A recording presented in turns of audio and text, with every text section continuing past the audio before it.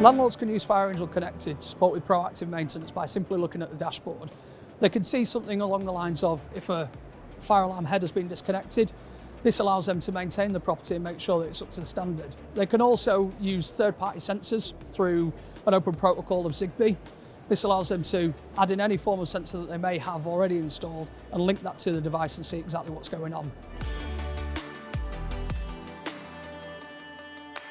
By deploying IoT devices in properties, landlords have got the ability very, very efficiently to understand the situation right across a broad portfolio of properties and create intervention to deal with issues like damp and mould before they get serious, become big, either disrepairs or disrepair claims.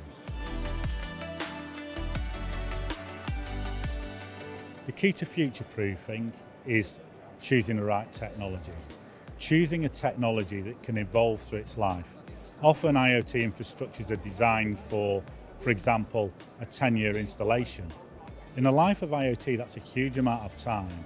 And in the life of a housing association and residents and a property, it's a huge amount of time. So it's critical that you choose technologies like the Zigbee technology FireAngel uses that allows you to evolve the system through its life.